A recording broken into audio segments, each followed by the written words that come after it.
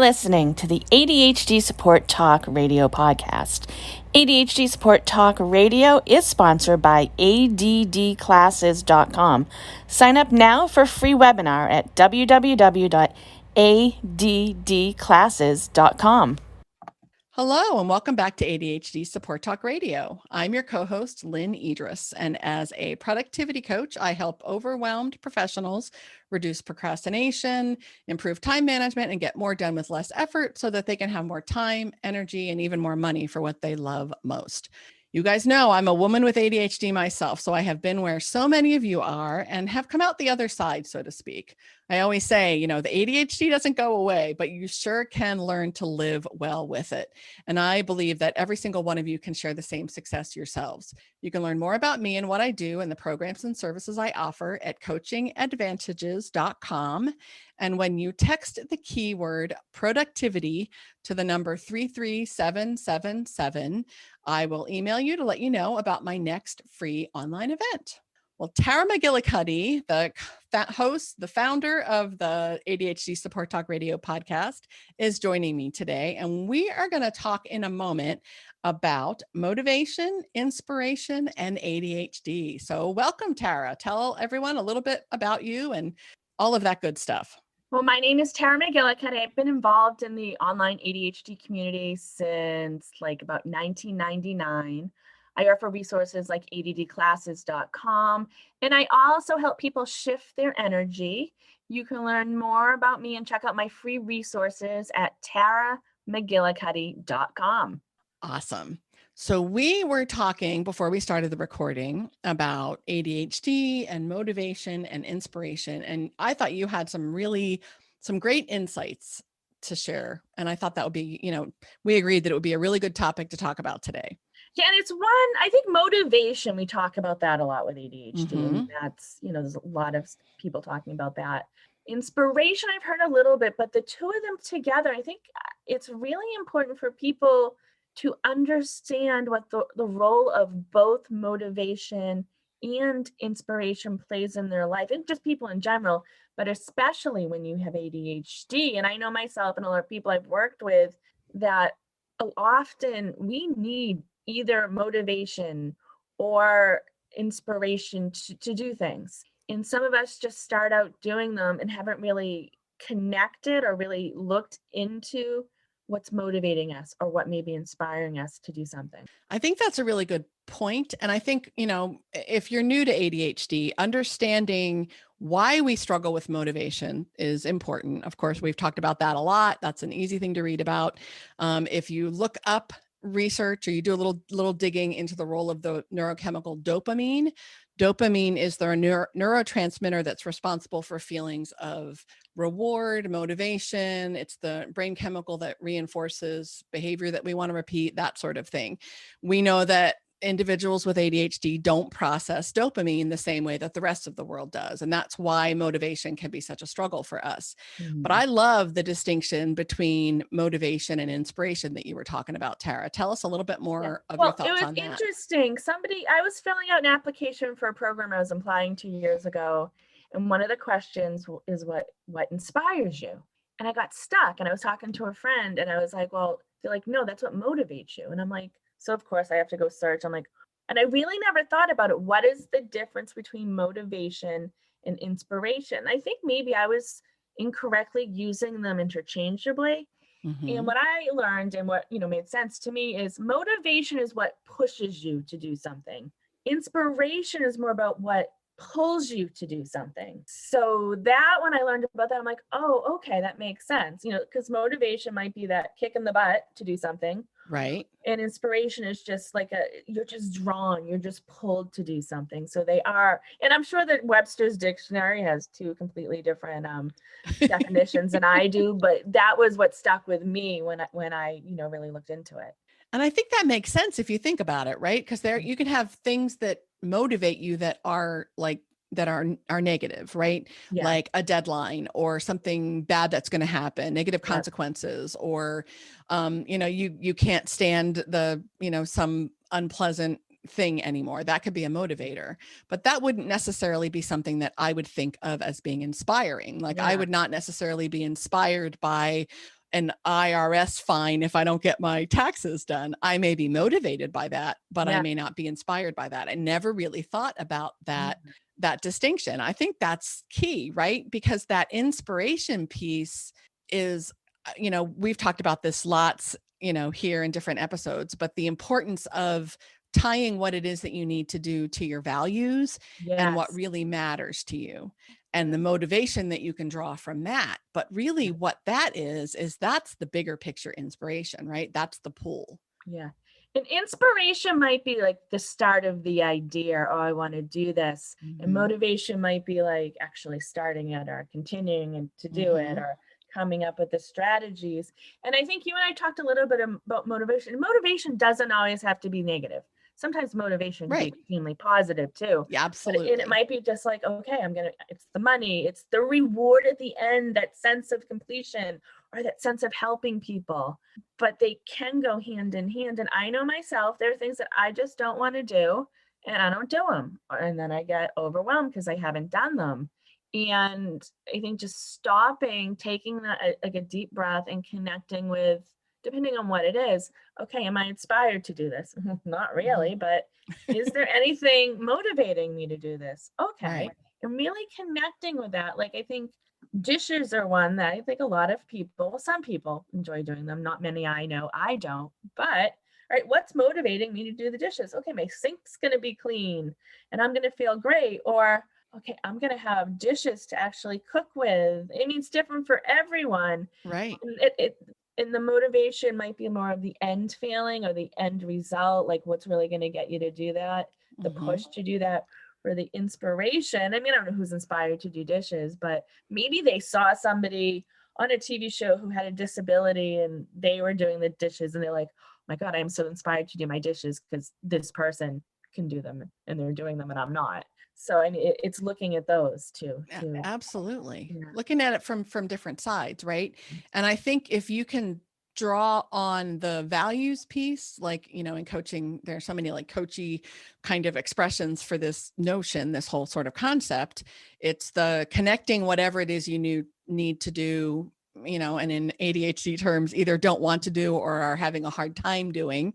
I always say the things that are hard for us aren't necessarily hard from a skills or knowledge or expertise basis. They're just hard, right? Difficult to Mhm. get started on, difficult to make yourself do, difficult to, kind of draw the resources together, difficult to activate, not be overwhelmed by whatever. But if you can find some inspiration for that, Yeah. if you can find something in terms of your values, you dig at that. In coaching, we call that your deeper reason or your why with a capital W, your kind of like your internal motivators, your internal inspiration, Mhm. and then find creative ways to pull on that and keep that Yes. in front of you. That can be really helpful. Yes. So I know you and I talk about this. Sometimes we get burnt out with the work we do. I mean, I do the ADHD Awareness Expo. This is going to be the 12th year I've done it.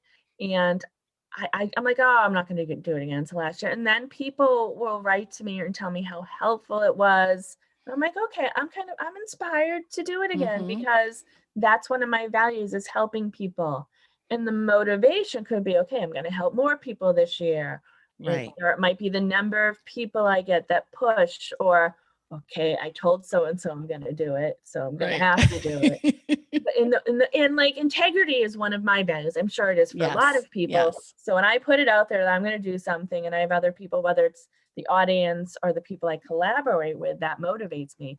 But that inspiration for me, especially with my work, comes with, oh my gosh, I really help people, and Yes. they let me know I help them. Yes, absolutely.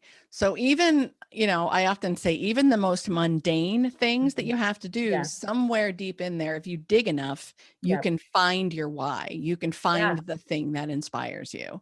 And Yeah. I tell my laundry story. I won't tell it again this time, as I've told it so many stinking times. But, what inspired me to make laundry easier for myself and to kind of talk me into doing laundry at a time when it was really difficult for me to stay up on top of laundry was a friend of my son's who like had a very like a rapid onset physical disability where all of a sudden he couldn't run and play. And that really inspired me to think about the laundry that my kids were generating so exponentially Mhm. Actually a good thing. And so I found motivation from that Yeah. inspiration. But I Yeah. mean, you can find that Yeah. digging at your values, your why this thing is really important to you, Mhm. at a deeper level can help you find that inspiration. And then Yeah. from there, help you with motivation. Yeah. Well, I do the group action sessions, Yes. and they're 2-hour sessions. And at the beginning, we do like a 5-minute warm up exercise where I have people take a few deep breaths and connect with their why. And a lot of the things people are working on are mundane, boring tasks like Absolutely. Yep. clearing clutter, Mhm. deleting emails. Sometimes there's projects that are really important to people, but a lot of other mundane things. So I start out with your why. Take a few deep breaths, connect with your why. And for people, it's different. Some people may be about inspiration, maybe about motivation, but I have them put themselves a little bit into the future. Like, when you've completed this task or made progress on it, Yeah. what's your energy going to be like? What's your emotional state going to be like? And I think that makes a world of difference, where instead of just, okay, we're going to start at 1 minute and do whatever it is you're going to do, people are really connecting with their values, their why. I think that's something you and I have common. I think our Yes. coaching styles are probably completely different, but I think that's one thing that we really connect Absolutely. with is the why is so important, especially when you have ADHD.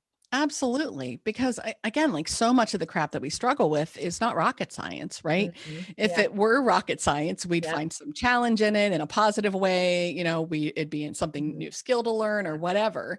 It's usually the stuff that we struggle with most is not rocket science, Yeah. which actually makes it harder. And in Mhm. a lot of cases makes it a little bit more painful because you know what you're supposed to do. Yeah. You know that you intended to do it. You sometimes even want to do it because you don't want to let yourself down or let someone else down. But when you're struggling so much with that motivation piece, Yeah. connecting to your why Yeah. can make it just that much Yeah. easier to get Yeah. started.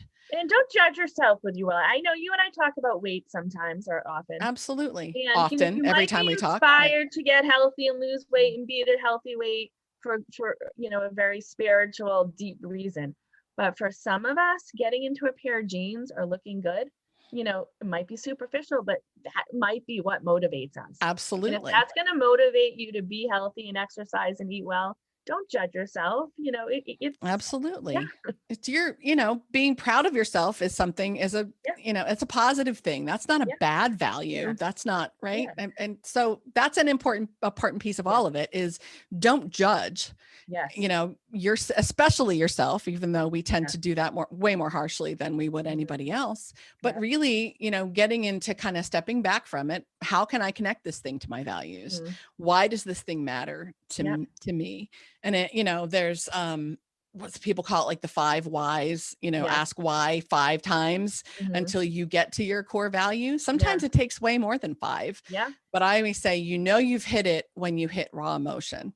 So, mhm, you've hit it when you get goosebumps, when you get a lump in your throat. When I'm working this with a client, I know they've hit it when I hear the quiver in their voice.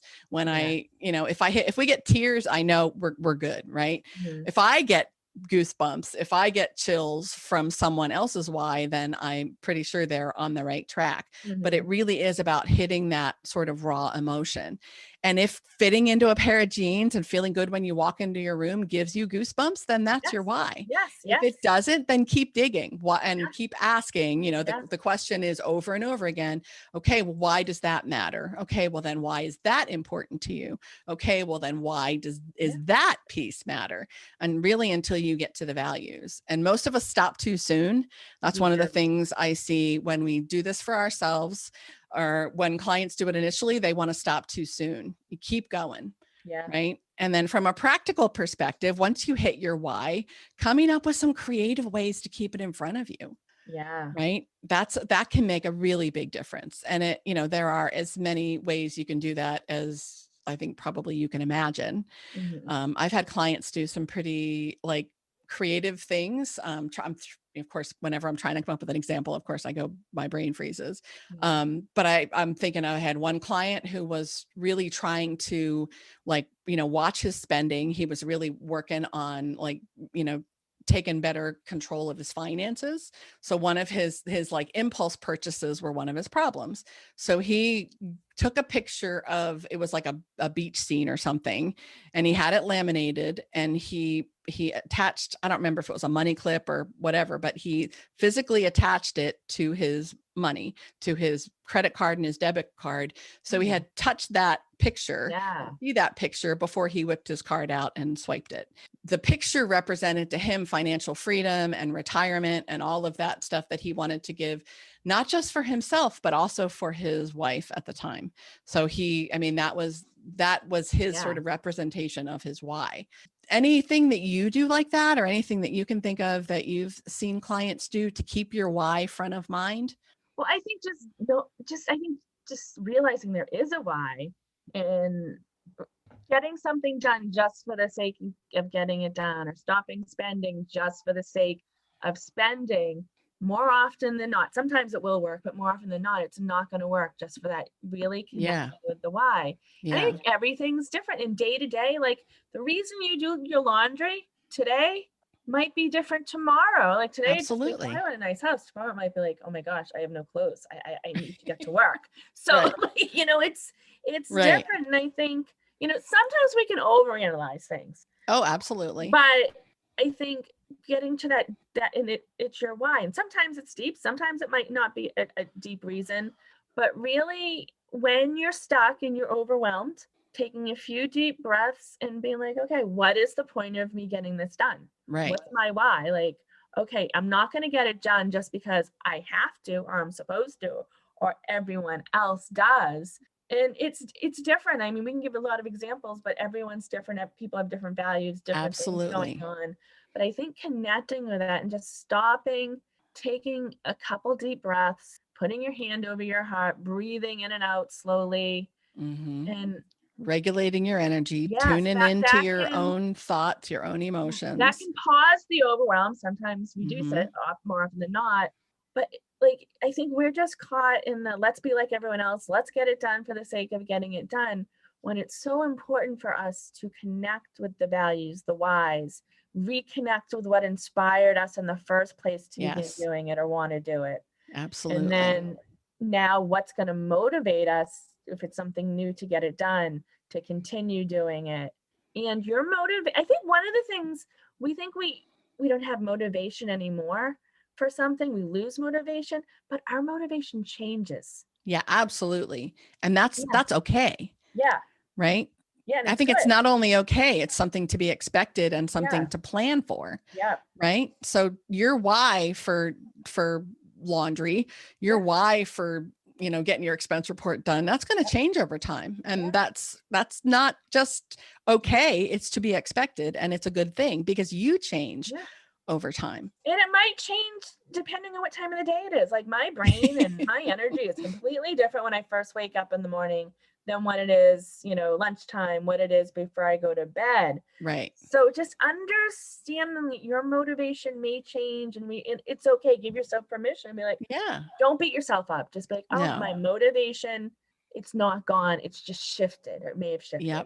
Yep. Or it's a little lower right now because my energy is a little lower, or my mood's a little lower, or, whatever. And then, but really looking at it, I think that so much of this is self-awareness. Yes. Right. So much of it is self-awareness, and so much of it is giving yourself permission. You said, and this is key, right? To pause and to breathe and to think about like, what's up, right? That's the simple question I often ask myself, like, what's up?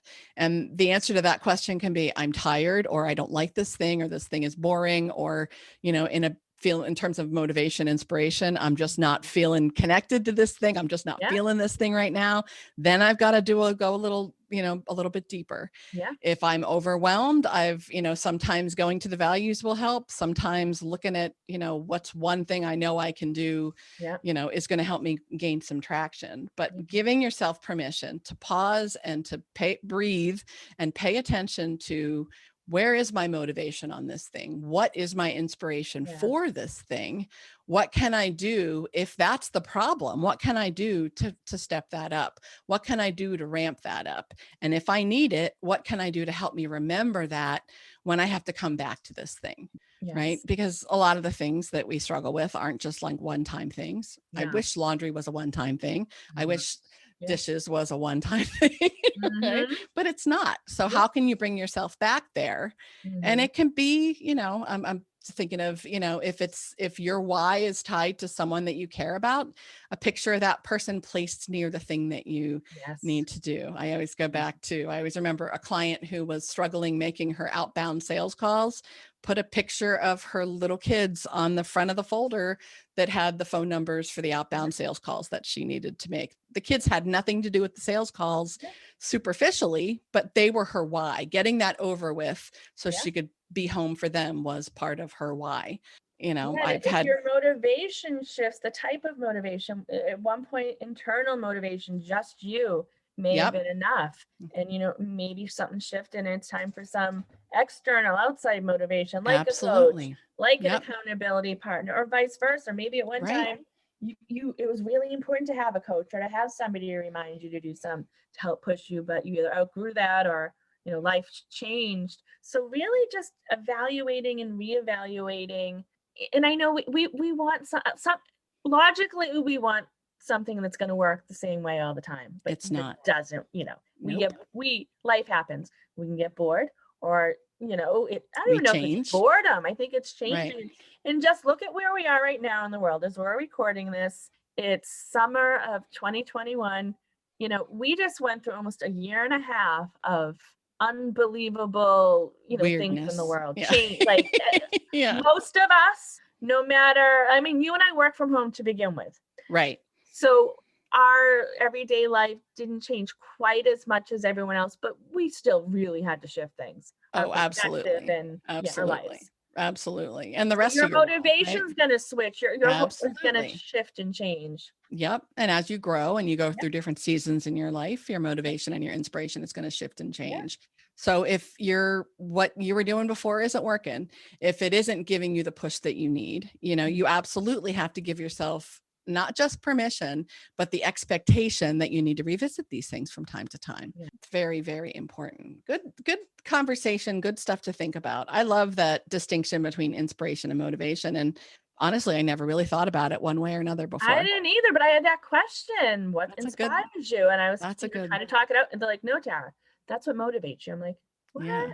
There's a difference. Yeah. Oh, okay. But I never thought about it.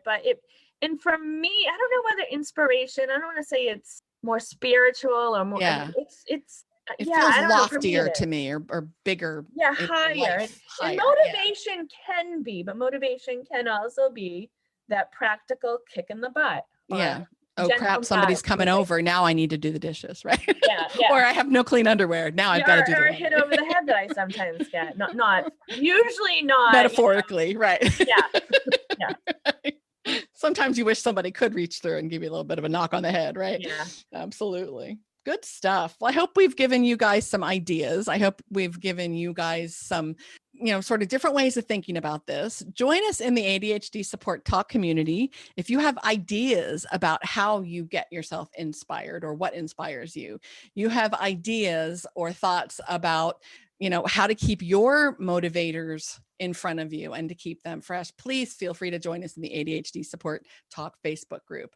And if you find the podcast helpful or you enjoy it, we would really appreciate it if you left us a 5-star review on iTunes.